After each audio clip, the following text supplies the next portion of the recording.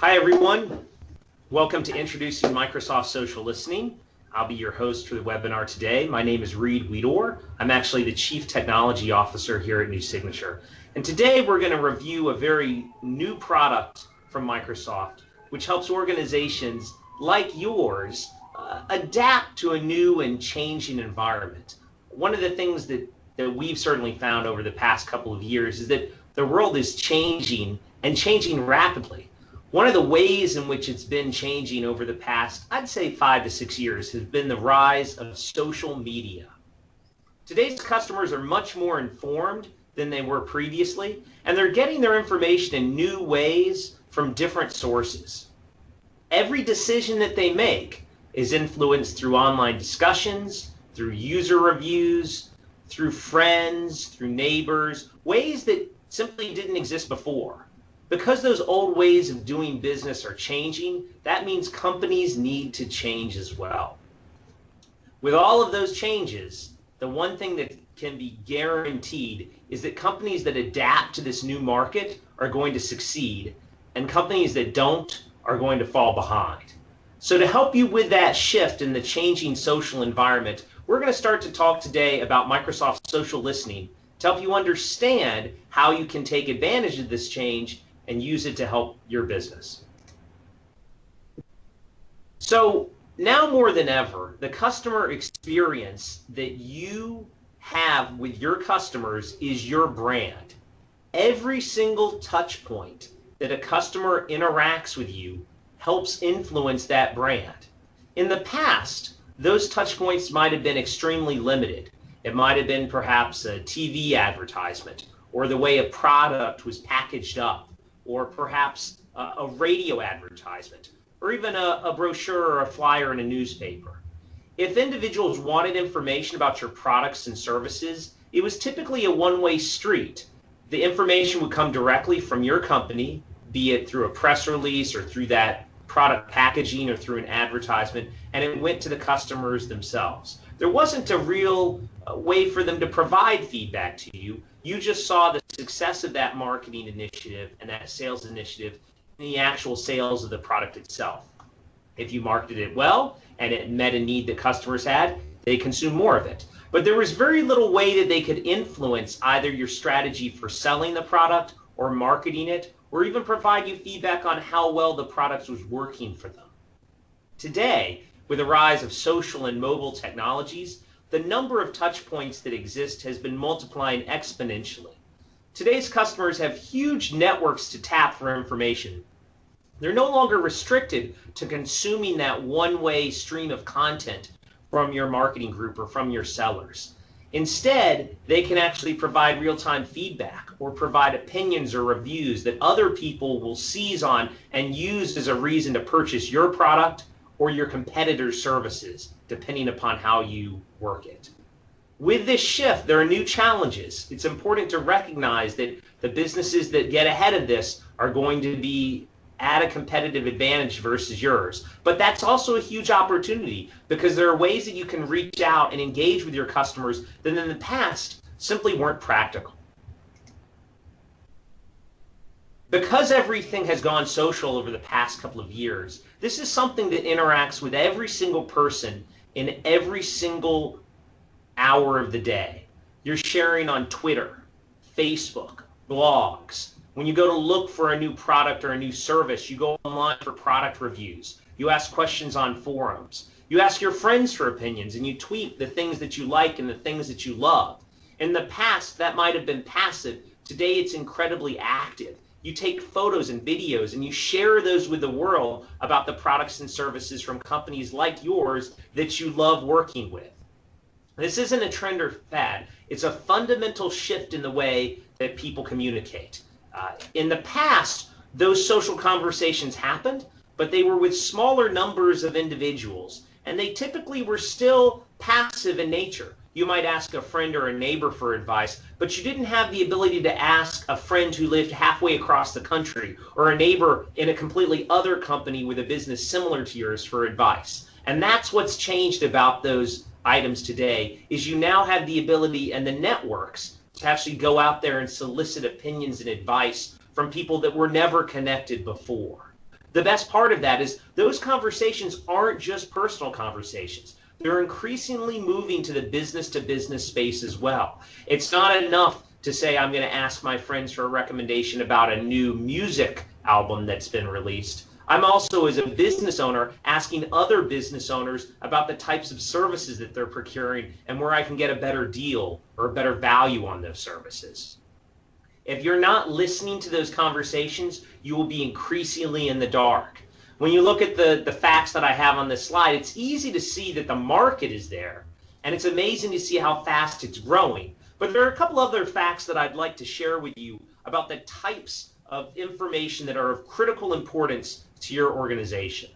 The first fact is that 75% of business-to-business transactions are likely to have used social media to influence that purchase decision.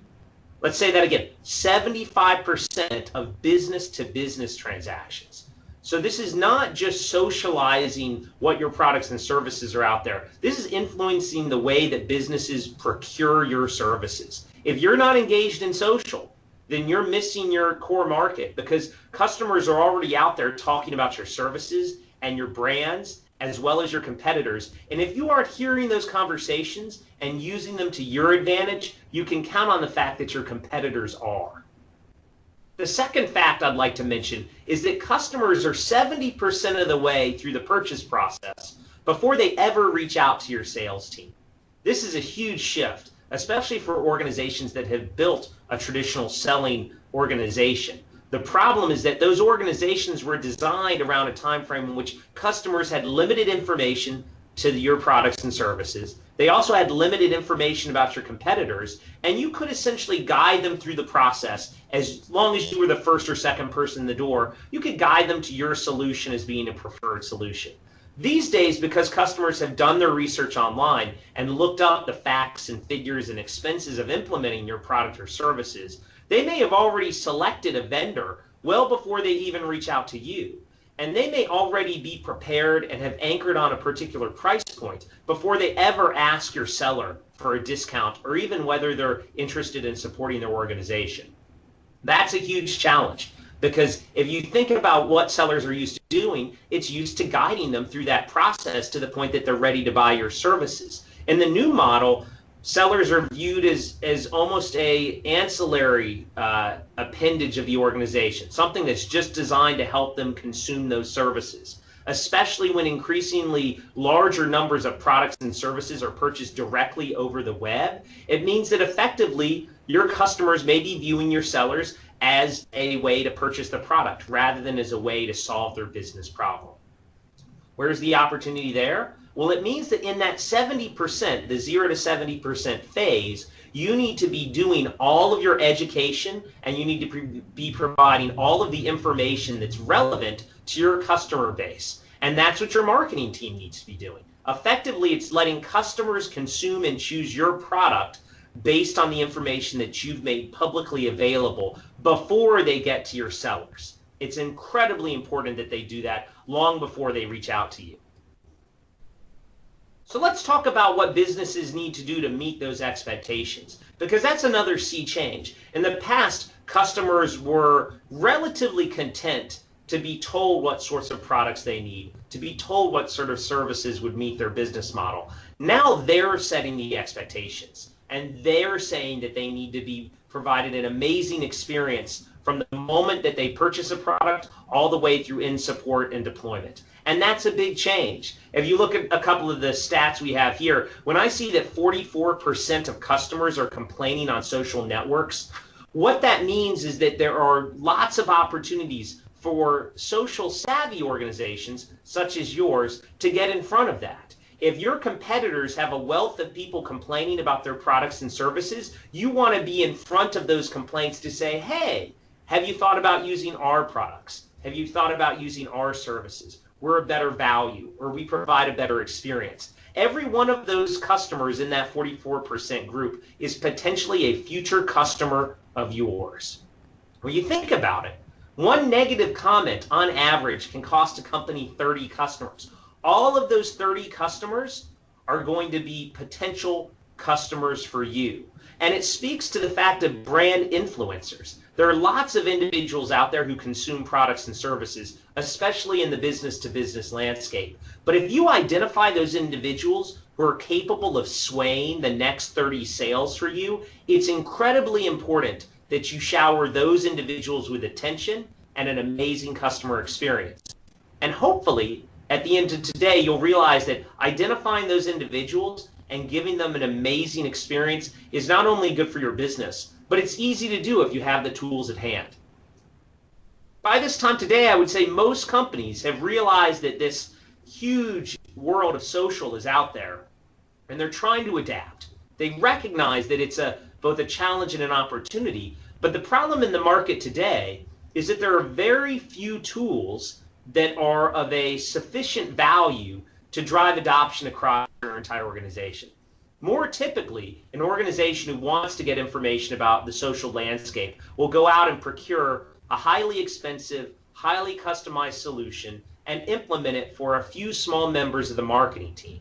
And while that does have use to the marketing team, because of the expense of implementation, because of the need for customization of that actual tool set, it effectively means that the whole organization isn't taking advantage of the social landscape. Instead, only 3 to 4 people at a typical organization might be able to see what people are saying. And that's a significant negative, because social doesn't just impact the marketing division, it also impacts sales, it impacts customer service. By having that possibility expand beyond a 5 to 6 person team to an entire organization, you can see a huge advantage to your company. And that's why Microsoft has built this tool to effectively democratize the ability for people to consume that information. Not everyone will need to be going into the system and making significant changes, but large numbers of people will need to be consuming that information, and that's where social listening can help you build your company and build your brand. So let's talk about social listening. Some of the guideposts that Microsoft used to build the solution were the ones that you see here. They wanted to make sure that every single person could be using social. As I mentioned earlier, the social solutions that are out in the market today are typically expensive and complicated. If only a few people in a social media department get licenses and they perform an analysis and do some insights, those insights might make it to the C-suite, but they're certainly not pervading the organization. When you think about the numbers of people, there are over 1.4 billion people on Facebook. The real question you have to ask yourself is, why do I have 5 or 6 people who are monitoring and measuring social's impact on my organization? If there are 5,000 tweets happening every second, how could only a small handful of people in your organization pass on the relevant insights to all of those roles that are needed? It's not a situation anymore where people will tweet something and every single one of those tweets needs to go to the C-suite, but it is something that it needs to go to a customer service rep or a sales rep or a marketing rep to make sure that they're tailoring the work that they're doing on a real-time basis. And this goes back to how the social listening product was designed. It's supposed to be simple, easy to use, and integrated into CRM to provide you benefits across the stack. Rather than having an expensive point solution that's complex, the goal with social listening was to make something that anyone could pick up and use with a small amount of training without having to need an entire week of training. And it is targeted to specific roles. So when you think about the information that social listening is capable of generating, it's designed to help sellers. It's designed to help marketers. And yes, it's designed to help customer service representatives. So getting insights for all of those different roles is critical to the social listening product set. What I'd like to do is explain how that works across each of those roles and then go into a demonstration of the feature set. So marketing. This is what many of us think of when we think of where a social listening solution would actually be used. And it's important to recognize that because of the high numbers of businesses that are using social right now, it's critical for marketing's efforts to get in front of that. I mentioned earlier that 70% of sales decisions are made before a seller is contacted. That entire sales process timeframe is defined by marketing. And much like many marketing questions, the number one question that comes up at most companies around the world is, what's the effectiveness of my marketing campaign? In the past, when you had a television advertisement or a newspaper advertisement or a radio advertisement, there was a significant delay between those advertising dollars being placed in the markets that they were generated in and getting feedback in the form of sales for whether that campaign was working or not.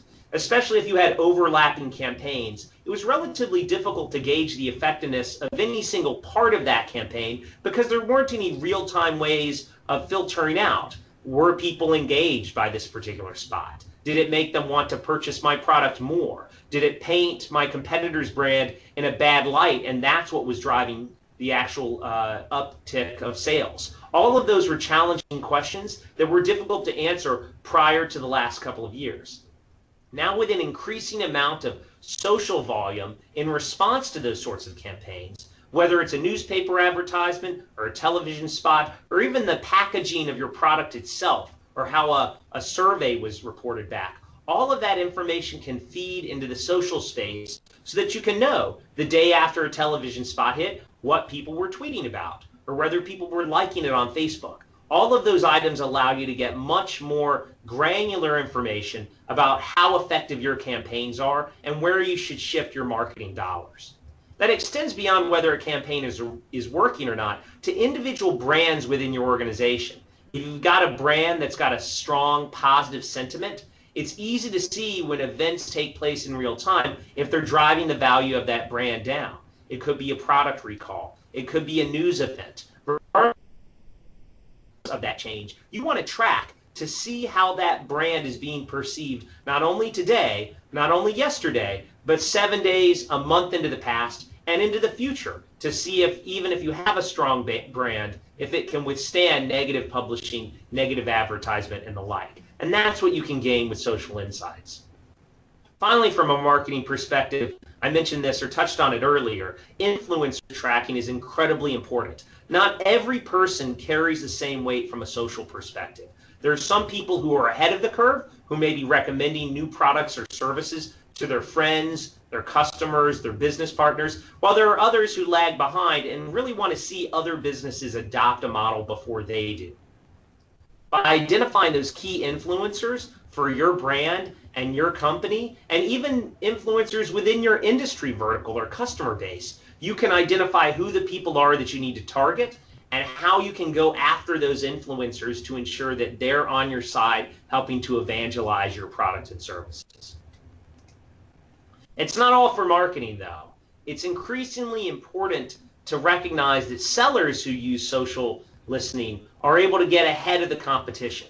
Even if the sales cycle has concluded 70% before they get involved, it's important for them to recognize during that 70%, 0 to 70% range, during that time frame, if people are looking to be gaining information about your product, or after that, if you can help pivot the customer around a particular product or feature.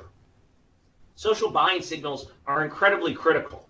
If you're looking at the customer base that you're focused on, when people indicate things such as, the example I like to use is running a marathon. When you purchase a new pair of shoes, when you join a running group, when you buy a new stopwatch or a new Fitbit, let's say, those are all signals that you might be about to engage in a marathon. And likewise, on the selling side of the coin, there may be questions that are tweeted, there may be Facebook posts that are raised, or even blog posts that help your sellers understand when your customers are trying to make a decision and when they need some assistance to have someone come in and help educate them about your products and services.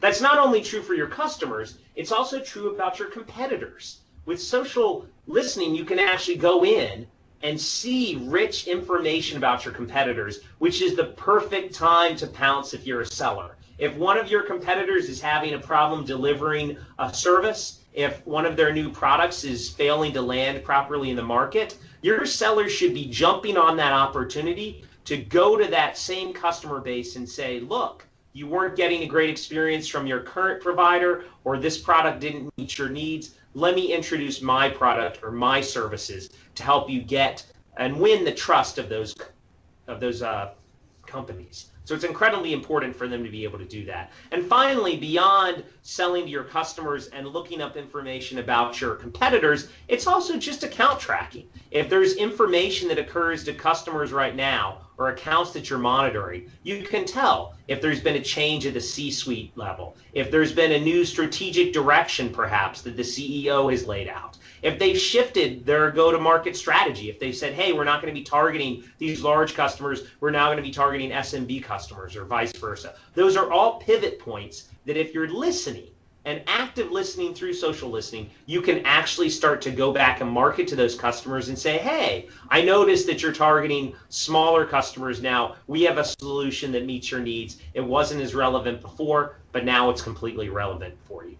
So those are 3 different ways that the sales team can take advantage of the improvements in the listening solution from Microsoft. Finally, I would be remiss. Customer service is near and dear to my heart. I've worked in customer service for a number of years. Marketing and sales have gotten in the past a lot of glitz and glamour around the products that are catering to their needs. But what's true more than ever in the age of social is that customer service is what drives not only short-term revenue, but long-term revenue and profits. Because if you have a customer who's happy with the product that you produce today, you want to make sure that they're happy with that product a month from now, a year from now, 2 years from now. And that's where customer service comes in. It's I would say simplistic to say that customers are expecting a high level of customer experience. It's still a challenge for many organizations, especially large organizations, to provide a compelling customer experience to them on a lot of these social channels. But that's an opportunity for you and your organization. Think about the last time you tweeted or went to a Facebook page or wrote a blog post about a large company. If you got a response back from that company on Twitter within 15 minutes that was addressing your problem and laying out a solution to it, you would be incredibly enamored of that organization. And that's the opportunity that today's customer service reps have, is the ability to respond in real time to tweets that mention specific items, whether it's problems or just questions with the service or product that you make. Those items are ways to build brand evangelists long term. It's not just true in English. One of the great items with social listening is you can do sentiment analysis in over 19 languages. And you can pull that sentiment about every single customer, about every single product, about every single account that you manage. So it's really powerful to be able to go in there and say, maybe our product or service is landing well for people who speak English, but perhaps not so with people who speak Spanish or people who speak German. It's great to know, especially for organizations that have a global reach, that using social listening, they can see where it's landing based on not only the location, but also the language spoken in their real language, rather than doing some sort of real-time language parsing. Finally, I would be remiss if I didn't mention that alerting is baked into the social listening tool chest. And the great thing about alerting is that you can know when things deviate from their expected norms. We covered this a bit with the sales idea, the goal that you would want to seize on key moments to be able to pivot off of that. Well, that's especially true with a customer service rep. If in general you receive a small number of tweets or blog posts per month, and you notice that that volume has doubled or tripled in the last 24 hours, that's when you'd like to make an alert. Because what you want to be able to do is to respond as rapidly as possible, especially if there's an external event. That could be something happening in the news, that could be a product recall, that could be just an ambiguous statement that someone in your company has made about the future of a particular brand. Regardless of the source of that concern, you want to be able to head that off as quickly and capably as possible. And the way to do that is to build alerts into the system so that when things are trending negatively or things are trending in a way from a volume perspective that's much higher than normal, that you can immediately attach customer service reps to figure out the source of that change. So we've covered a lot of the capabilities. What we want to talk about right now is how the feature set of the product itself allows you to achieve those goals. And once we walk through these features, we're actually going to shift over into a demonstration so that you can see them in the social listening console itself. So we touched briefly on brand presence and the ability to look at sentiment analysis. The great thing about social listening is you can see that globally for all of your customers and your business across the entire social web. It's important to know how things are going in your office, certainly, but also all of the offices and across multiple channels. That could be Twitter, that could be Facebook, that could be news events or videos or blog posts. Regardless of where that information is coming from, you want to be able to make sure that you're getting real-time analysis of it across the globe. I mentioned that it's able to span multiple channels, things like Twitter versus Facebook. Some organizations may be more heavily dependent upon one particular area than another, but it's important to recognize that because you have access to all of them, you can notice when things deviate from the norm. So if normally you have a relatively low volume of people who are tweeting about your organization, and suddenly that share of voice increases dramatically, it may be critical to respond to that to figure out what's causing it. Conversely, if most of the social information about your organization is happening on blogs, you can be more targeted in your approach rather than focusing on building up a large Facebook presence or a large amount of Twitter presence. You can actually focus on targeting those individuals who are writing the blogs. So understanding where that share of voice is coming from typically is critical to having a long-term social strategy. I mentioned earlier competitive intelligence. It's very important to make sure how you compare against the competition in the minds of potential customers. So the great thing about social listening is you can track competitive offers, you can track product strengths and weaknesses, and you can help position your sales conversations more effectively, even going down to product development to make sure that the products that are in the pipeline right now are targeting specific customer needs that are ahead of your competition. In terms of those tasks of sales, service, and marketing, from a perspective, you want to be able to use the product suite without a whole bunch of training. And as you'll see today, it's a very simple solution to be able to use. You can build custom reports easily. You can track the progress company-wide of those reports. It's something that within a few minutes you'll be able to generate information that's not only useful to you, but to other members of your organization. This is not something that needs to be contained within the marketing department or within the sales department. It's something that every member of your organization can help consume those reports. I mentioned earlier trending. Building those trend alerts is critical to make sure that a notification goes out to the relevant people when something outside of your statistically normal situation happens. So from a market trend perspective, rather than reacting a week later or a month later, you can react in real time to those trends to make sure you're in front of it. And finally, from a campaign management perspective, to know whether the message that your marketing team is landing with consumers, it's incredibly important that you get that real-time data to know hours after you've launched a new campaign whether it's landing properly with your customers. And if it's not, being able to retool it, perhaps by pulling the advertisement back and building a new advertisement that more properly targets the market that you're going after. To know whether those issues are problematic, I think that being able to have that early warning system is critical. Something going viral these days can happen in a matter of minutes or hours. And not being able to get in front of that, we've seen this with several high-profile organizations. If your brand integrity is critical, being able to get in front of it, those hours are a critical time, because if you wait too long, if you wait a day or two to respond to something, that damage may have already been done. And if you respond quickly but without all the information, you may be unable to mount an effective response to counter the misinformation or disinformation that may be pushed by your competitors or the public at large. I mentioned identifying those top influencers. By being able to see the number, the top 100 people who are evangelizing your brand, regardless of where they're tweeting or blogging or making Facebook posts, that's incredibly important. And this is something every social organization should be targeting to make sure that they're the ones who are getting the most attention and the most love from your organization. And finally, if there are keywords or competitive conversations that you want to make sure that people get a notification about, rather than having them sit in front of the social listening screen, just build some posting alerts. Whenever those sorts of conversations come up that may be of critical importance be it a company that's spinning off a new division or a competitor's product coming to market and reaching general availability. Those are the sort of alerts you want to have end up in your email box immediately, so the next minute after you get it, you can respond properly to a reporter or a competitor or even a potential customer as to what that means to you. So we've covered a lot of the features of the product suite. I'd like to now shift into a demonstration of it so that everyone can see how easy it is to use.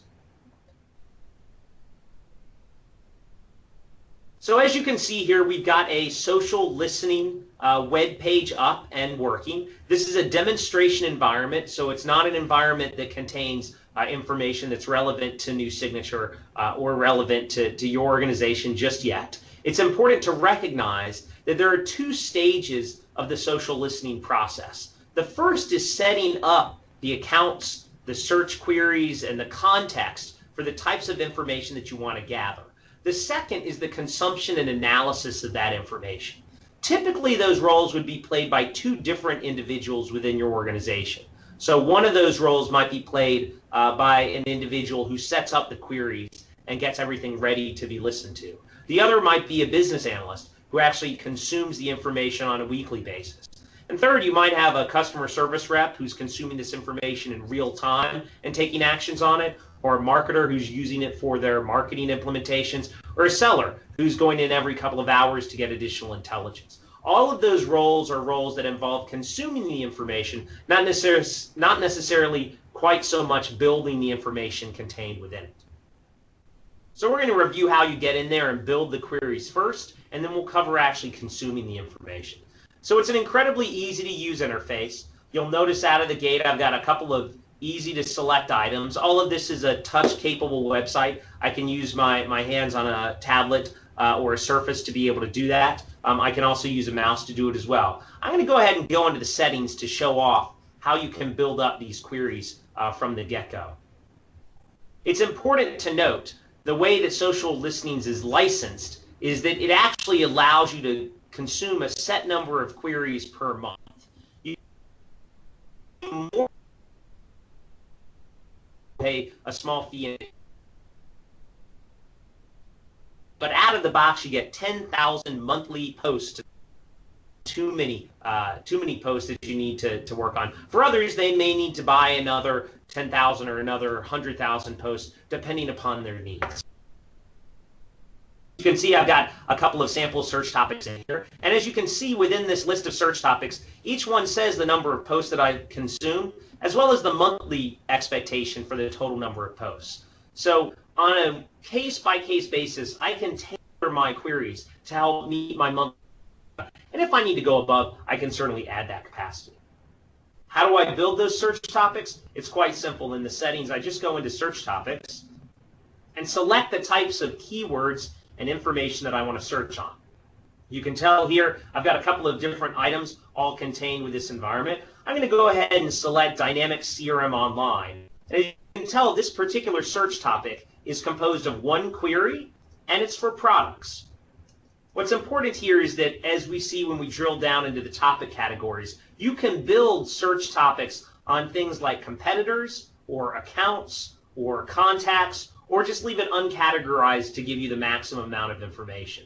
When you think about it from a role perspective, a seller might be more interested in competitors and products, a marketer might be interested in accounts and products, and a customer service rep might be interested in accounts and contacts. So each role is probably going to naturally lean towards some of the different topic areas. So when I go into this specific area, you can tell I've got one search query here. If I choose, I can build another search query just by clicking the plus button. When I do this, this gives me the ability to come down here and actually add additional keywords into my query. Looking for things about Dynamics CRM Online. In this case, I'm going to add some keywords to call it social listening. Those keywords allow me to look for posts, for tweets, for blog entries. Anywhere that those words are contained, it will look for that information. And you can tell from an inclusion perspective, for not only the keywords, but other items as well, to say I'd like to look for social listening, but only when the word Dynamics CRM is included. Otherwise, I'm not going to pick up that information. And it can be very granular as to the level that these need to be. If it's a tweet, it's obviously going to only look inside the totality of the tweet because you only have 140 characters. If we're looking at a post on a blog or a Facebook page, I can limit it to say you need to refer to it in the same sentence or perhaps the same paragraph or the same post. I also have the ability to exclude information within here that I don't want to capture information from. So if there are particular items within my query that I say, I don't want to talk about social listening if that comes up within the context of other items. Perhaps after I've run my query for a week or 2 weeks, I notice that a lot of those tweets contain social listening, but in the context of someone throwing a party or having an event. I could come in here and exclude the word party or event to ensure that those words don't show up in the tweets that I'm consuming. The benefit there is I cut down on the total number of posts that I'm looking at. I have the ability to choose the different sources that I'm pulling from. I can choose to pull from blogs, Facebook, Twitter, news, and video, or all of them. And I can choose all of these languages here to search in. So it gives me maximum flexibility to choose which languages that I want to. Let's say I want to search for this in English and German. I'm going to go ahead and select Test Search Query to be able to see what this looks like. You'll notice here it gives me a little alert saying that the search query will select approximately 44 posts on Twitter every single month. The good news about that is that effectively it means that you don't have to worry that you're going to exceed your 10,000 post limit because this is only going to consume approximately 44 posts. Now that is an estimate based on the words that you've used as well as the past information that Microsoft has collected. You will want to revisit this over the course of the month to ensure that you're not using a lot more or a lot less than you had otherwise anticipated. If you want to, you can come in here and then choose to close the query, and it will add it into your environment to allow you to begin searching for that information. Now you'll notice when I have in here, it gives me a quick list of the fact that 4 out of the 5 sources I've chosen to search, as well as 2 of the 19 languages. And I can come in here and look at the other query that I have as well. All of these queries will aggregate information that will then flow up into that search topic. So in this case, I've chosen to search for CRM online, but if I've excluded some of these other keywords that occasionally appear because I'm concerned that those might give me suggestions that I'm not interested in collecting. Once I've built that query up, those topics will naturally flow into the top level section of Microsoft Social Listening. So let me show you what that looks like now that I've built it. So from within the social listening top page, it immediately gives me a global view of all the items that I have, all the search topics that I have as an organization. I can tell at a glance what the share of voice is for all those sources. As you can see, most of those bits of information I'm collecting are on Twitter. And certainly this is true of the demonstration organization that I've set up. It may not be true of your organization. Your organization might be mostly Facebook or might be mostly blog posts. What's important to note is by identifying this share of the source of voices, I can say that whatever campaigns that I address need to be campaigns that target Twitter because that's where I'm going to get the best bang for my buck. I'm going to be able to determine what people are saying by using Twitter rather than the other items. Facebook, for instance, only accounts for 6.7% of the posts that I'm searching for actively, and blogs accounts for about 12%. It'll be different for every organization, but understanding what that looks like is critical to crafting a successful social strategy. I can see in here, in addition, the more popular queries that I have inside this organization. So I've got a bunch of sample text and sample words. Again, this is not our organization. This is just a sample demo site. But I can tell that when I'm searching off this search topic, it's actually taking up 51% of all the posts, whereas my Dynamics CRM Online is only taking 15.9% of the posts available. So it makes it relatively easy to see what that is. And I can even see from a language perspective the number of posts that are flowing into those other areas, which in my case is mostly English, but might be different for your organization. So this is showing us all the search topics capable within social listening. I have the ability to very granularly drill down into those topics. Now I can, if I want to, just look at the total amount. I can see what the number of posts per day is, what the average is looking at week over week, the amount of history from a buzz perspective, if trends are going up or down from that perspective. That's all contained within it. I can also start to drill down into these higher level areas to get more information and compare them. So here's a good example. I've got a search topic here on inside higher ed, news, etc. It gives me the total amount of posts that I have, the buzz history, so I can tell, quite recently that's gone up, but plateaued there a bit. I get to be able to see the locations that it's posting in, as well as the languages. If we compare that to Dynamics CRM Online, the first thing you'll notice is that the sentiment is a little bit more mixed here. In this first case, it was about even, about 50% negative to positive. In this case, I've got a significantly higher number of positive posts than I have negative posts. So if this was a particular account or campaign, I would be able to use that to tell how people were trending on it. I can choose to drill into any of these. Each of these sections allows me to get very granularly data on what's being transacted here. So in this case, I clicked into the sentiment summary for Dynamics CRM Online. I can see the positive versus negative. I can see by source. I can see Twitter is extremely positive and Facebook is mostly negative out of the posts that are contained. I can even, if I want to, drill down into a specific map and see within this map where people are posting positive information. So North America, for instance, has an extremely positive sentiment index. That might be less true of Puerto Rico. It's neutral. Or a place like South America where it's much more positive, but there are fewer posts. Now, how is it actually pulling that information to it? It's rating the sentiment not only by time and by volume, but by individual posts. So I can see I've got some negative posts here on the last day and some positive posts here. So roughly over time, I've had a lot of positive posts, but in the last 2 days, I've had an increase in the number of negative posts. If I select any of these specific days, it'll drill down very specifically into the posts themselves. And this is where I can manually see the types of content and information that's being posted to be able to make a response about it. So I noticed here, I've got an item here that's talking about customer service. It's talking about speaking directly with a particular person rather than using Twitter to compose that, and it's used the term, this is a big gap. So in that particular case, they're saying, hey, I'm unsatisfied with the amount of support that I'm getting. I can, if I want to, click reply and actually pull in information directly into my Twitter item and compose a response to it. I can also, if I want to, scroll down and see particular posts here to say, hey, I can see some particular items within these Facebook posts. These are positive or negative. And I have the ability within any section to choose to change what that post is actually rated at from a sentiment perspective. So if the language searching has detected something that it thinks of as negative, but in fact is positive, I have a way to go back in there and pull the information from there.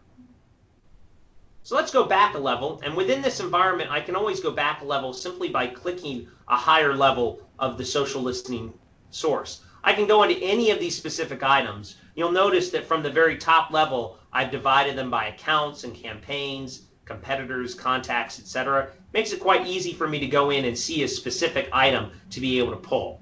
If I do that, it'll stay at this level and I can get rich information here about the sorts of sentiment and posts that I have, because I'm still within this posting section of the analytics.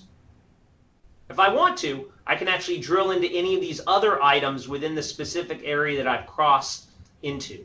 So I'm going to go back to our top level home. I'm going to select products here. So instead of drilling down into one of these other campaigns, I'm just choosing the product area. I could, for instance, choose competitors or accounts or ones that are uncategorized. You'll notice here in the product space, I've once again divided to CRM, Power BI, and Yammer. And I can look at the specific buzz history overall, or I can drill into specific areas within it.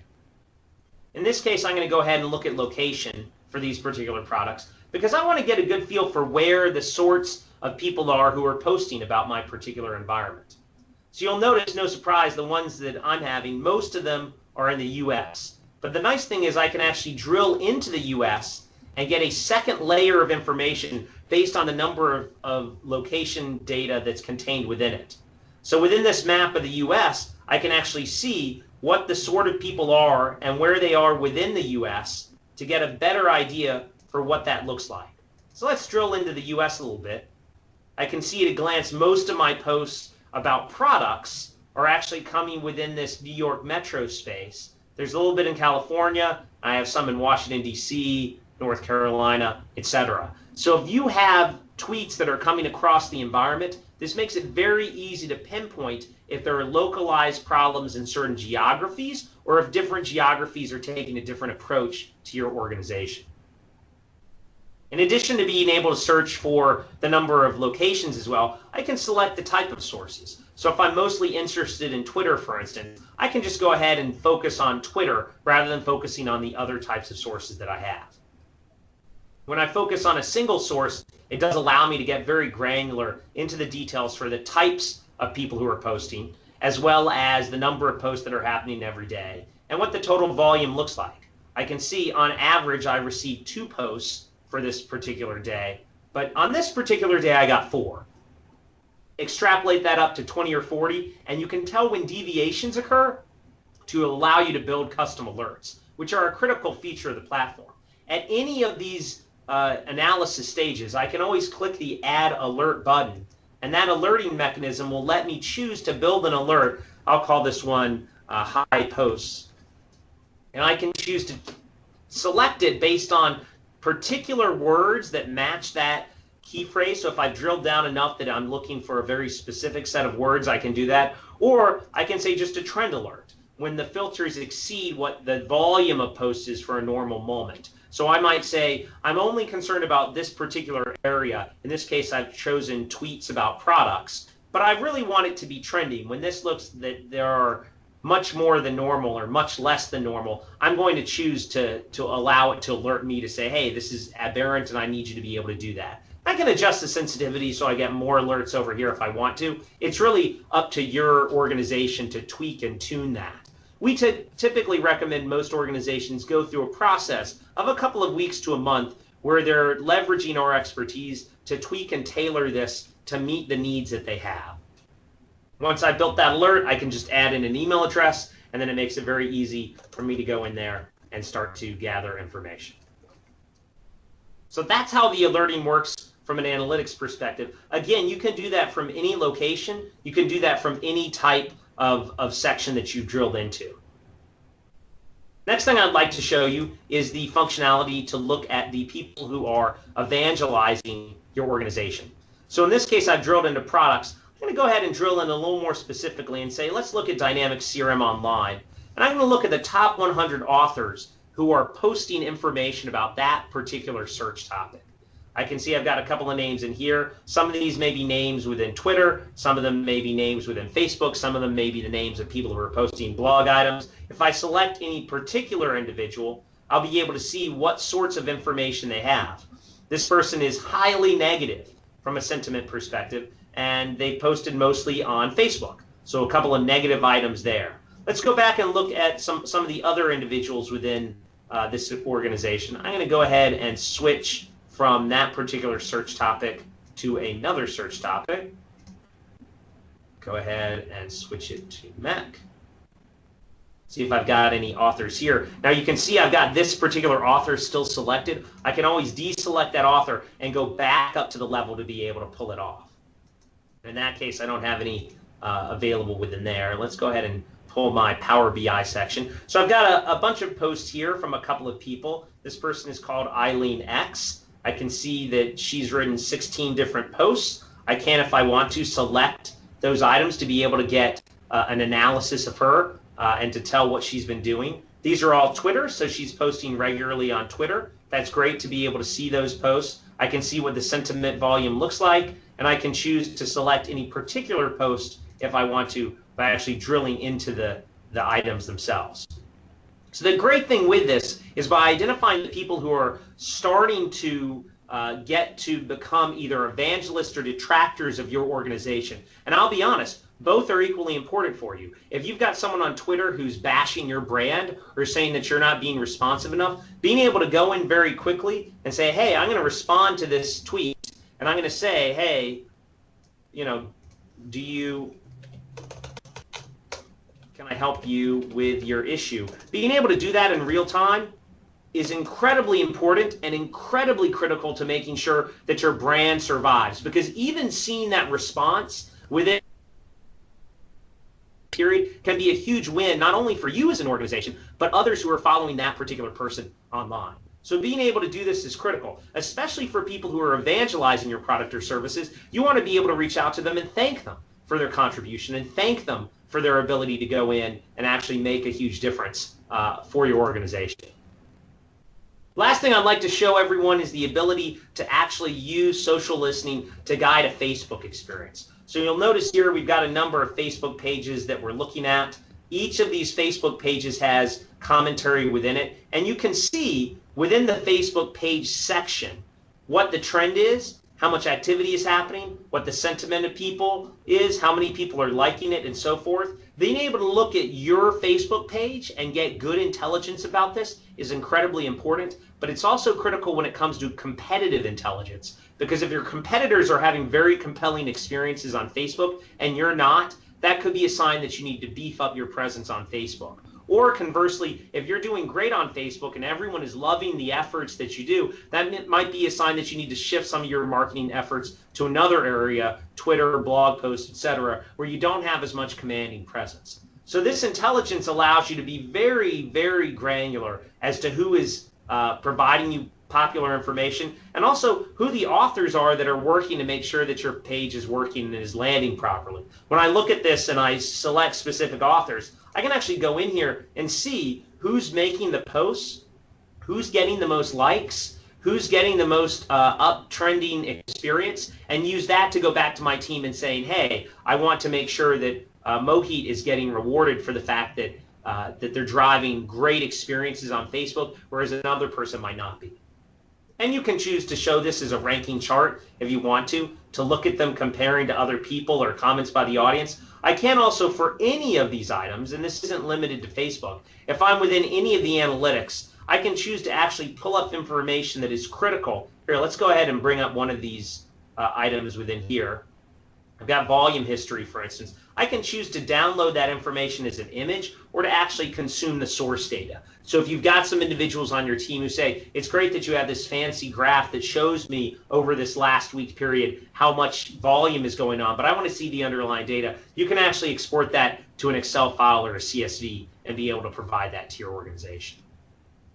So all up, if you're not on top of social right now, it is an area that Microsoft Social Listening will provide a huge advantage to you to be able to consume and to be able to manage the experience of your customers. Whether you're a seller or a marketer or a customer service rep, all of those different roles have the ability to consume social listening and help provide an amazing experience to your customers and future customers. If you're interested in learning more about social listening, I encourage you to reach out to New Signature. We've been a huge social listening backer since it was released, and would love to help you guide your organization to using it properly to make sure that your brand not only continues to be seen as a premier brand, but to also help ensure that you're frankly growing your business. Any questions today?